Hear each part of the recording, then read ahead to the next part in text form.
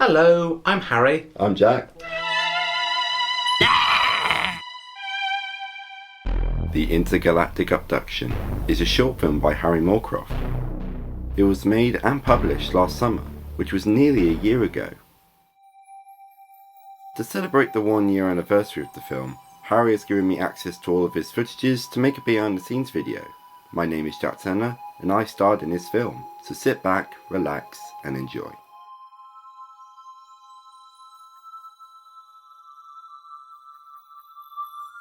On the day before filming, Harry invited me over to his house, primarily for me to try on the costume. We did this to make sure the size of the costume fits my body. The results were great. Whilst I was there, Harry wanted to take some pictures of me wearing the costume, primarily for marketing purposes. Here's some examples.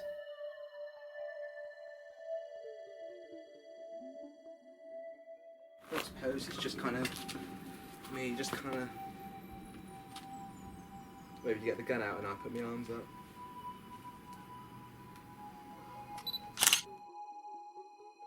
Whilst I was making this video, I asked Harry a few questions about the costume, mainly where the inspiration came from and how he made the costume. He said that the inspiration came from 60s to 70s sci-fi shows such as the Cybermen from Doctor Who. Feelings? I do not understand that word. Emotions, love, pride, hate, fear. Have you no emotions, sir? And stormtroopers from Star Wars. However, the costume was created by using a variety of wearable materials, plus the use of props. The mask was originally a Halloween mask, so Harry had to repaint it so he could capture the darker tone of the film. The main costume was originally a robot costume. Harry didn't do any changes towards it. The gloves were originally from an astronaut suit, whilst the gun and the neckwear were from a stormtrooper costume that Harry wears when going to Comic-Con. Thought the outfit, from a first initial look, it looked like a dress. But then as soon as you put it on, it feels actually really comfortable once you put it on. It's like putting on a onesie, but a really, really soft fabric onesie, if you know what I mean. Mm-hmm. So it's like putting that on and you've got the makeup and everything. The hardest bit out of them all is actually the mask within a monkey mask as well, because it's the breathing bit, so you have to actually have a good few minutes just to have some breathes.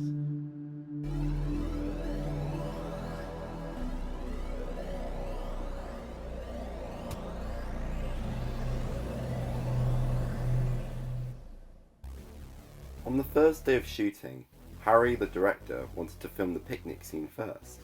This scene is a key moment in the film, as our characters not only lose their friend, but also discover aliens along the way.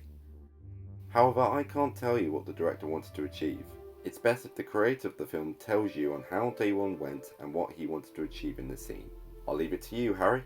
Thank you very much, Jack. Because of my last couple of films being aimed towards a family audience, and this was my first film aiming towards a mature viewership, I wanted to retain a small portion of that humbleness. So when we first see all the boys together, we see that they're rather close and supportive between each other. I did this intentionally, so that way the audience felt rather sentimental and humbled between the three friends. So as the film progresses on, we gradually divulge into a much more action-oriented and suspenseful film. Filming the picnic scene, what I originally wanted to do for nearly all the shots until Jack gets shot, is to film them all on a tripod, to match up with the calming atmosphere within the setup. And then after Jack's supposed death, we would then splice in and introduce the shaky cam, to show how our calming setup has been disturbed. But as I began filming, I realised that it was maybe going to be a bit more easier to perhaps have some handheld shots for the beginning, as it was just going to be a bit more quicker to get the filming done. What I originally conceived for the film, the boys were supposed to be teleported and trapped within an arena, with their memories wiped of being abducted, but upon self-reflection, I realised that the idea was maybe just a bit too bold, and I think for what we get, we probably got just enough out the short film really. Now let's head it back to Jack.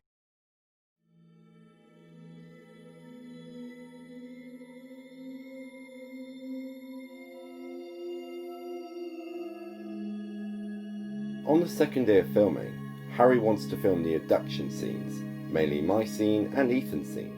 Luckily, Harry filmed Kieran's abduction scene on day one. This is due to Kieran being busy on the second day of filming. However, aside filming the abduction scenes on day 2, there wasn't much left to film. Luckily, however, there was enough footage to show you how we filmed the abduction scenes between the two characters and also the technical shots for the film. Hello, so today I'm playing the alien. Now, Jack, who's our camera operator for today, he was kind of to play the alien, but he's not willing to do it today. Well, not willing to do it, basically, he's in front of the camera today, so he's supposed to play his human self. So there's no one else to play the alien apart from me. Like, you're not up to it, are you, Ethan? No, I'm alright, I'm the lead actor, mate. That way. Right, how do I look? Let's have a look. Turn the screen around.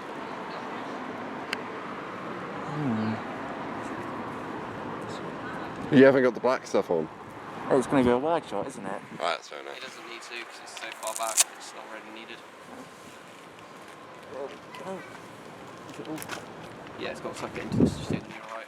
Yeah, it's just fine now. When it came to the technical shots of the film, Harry wanted to show off more than one alien.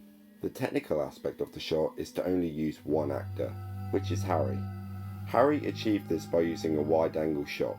This is so Harry has enough room to separate himself in different areas within the shot. Harry also had to keep the camera completely still, mainly due to merging the shots together during post-production. This all leads to a fantastic outcome.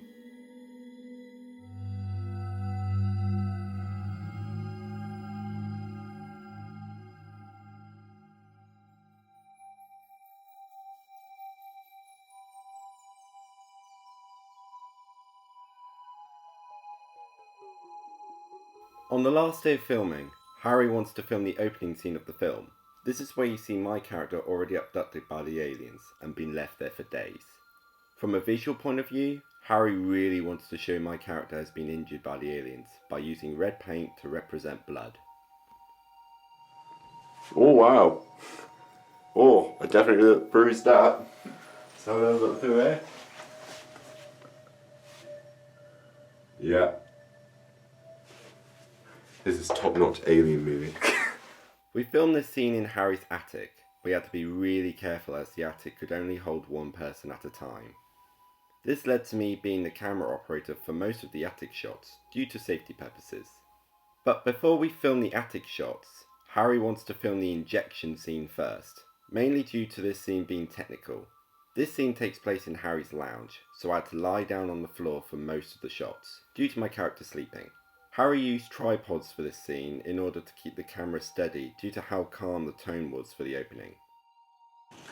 So for the past couple of weeks, me, Jack, Kieran and Ethan have been making an alien movie, and officially today I'm submerged in my attic, covered in paint, with a head of a monkey, and I can officially say this is a wrap. Oops. So as the short film goes, I've made 2 in the past, about 5 minutes long, and the experience of this short film really helped me understand wearing costumes, wearing makeup, and how hard that can be. So it was definitely a big achievement, and I really enjoyed this. So I go, thank you, Harry. Oh, I've got a question. So what's that you're wearing? Oh, it's a Doctor Who shirt that I've made, continuity-wise, because we've been filming for a few weeks. I had to keep this on. And be honest with me, mate. Are you a bit of a sci-fi geek? I am a huge sci-fi geek. So are you glad that you're in a film where it's got a bit of sci-fi in there? Well, not a bit of sci-fi. It's all about sci-fi. Definitely. Yeah.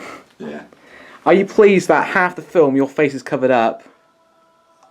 As I said, I didn't mean how hard it can be. What I mean is how a challenge can be just to put makeup on and then want to wash it off, face is dirty for the rest of the day. But at the same time, even how challenging it can be, it's a load of fun.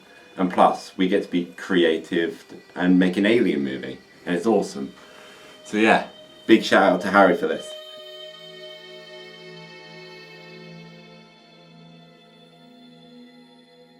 We finished up filming, and when I got straight home, I wasted no time by precisely doing a rough edit of what we filmed on that day. I would upload it as an unlisted video on my YouTube account, and I would send it off to my colleagues to get some instant feedback, and to keep them excited about the project outside of the filming hours.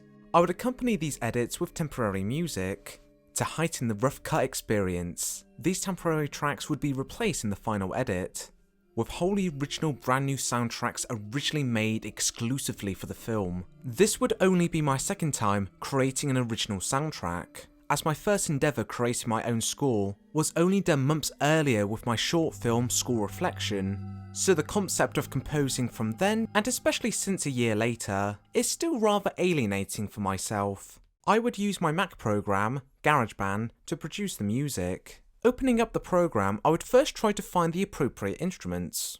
I would then play the portion that I wanted to compose to, and play it out live as the video was going along, illustrating the music to the beats of the footage. The Foley process is usually one of the final things I would do as well. Foley is just basically a fancy word of saying sound effects. This aspect would take me about a weekend to complete. I would watch the film and write down the sound effects that were required or needed. And let me tell you, when you write down that list, guarantee you might have to go back and revise that list a few times. There's always going to be that one thing that you missed out that was so obvious to begin with. So yeah, I would write it down, and during the weekend, I would just go around my house, just seeing if there was anything appropriate enough that made the right noises. The video probably would have come out sooner, but since I began filming, I was in the midst of creating a Wizard of Oz documentary, so I placed it on the back burner for a bit until I had more available time in August. If it wasn't for this production delay, I'm sure I probably would have had the whole project done in about a week. But since I had more time to think about my project, I invited my mate Jack over just to film an extra scene, mainly for the opening, to give a few clues towards the aliens' motivations. Not to directly explain it to the audience, but a chance for letting them to wonder, speculate, and come to their own conclusion. I was a bit astonished for the final cut that it was actually close to 10 minutes, being 8 minutes in length, which I predicted the runtime to be far lower. It's a bit of a trend with my movies, I usually estimate them to be shorter than they really are, especially my last 2 live-action short films. I felt they were at least going to be 6 to 5 minutes in length, but they're both my longest short films I've done yet. The final things I did was just to make a short teaser trailer to get people hyped for the film, and to produce a thumbnail, a poster for the video, trying to make it simple and straightforward, tell you a bit about the plot, but also make it intriguing and mysterious. Not very easy for an image that's going to be really small on YouTube. Look how pretty you look, Oh darling. my god. Here we are, the end of the line. Thank you so much for watching this in-detail documentary about the Intergalactic Abduction. I had a lot of fun making it. I also want to say thank you to Harry for letting me be a part of his short films. I have learned so much from his enthusiasm in films, and I've grown as a filmmaker since. Consider subscribing to my channel where you'll find more documentaries and short films. And one last thing before I sign off. If your dream has always been into filmmaking, use any opportunity that comes your way. Dreams become reality if you work hard for it. Thanks for watching, and take care.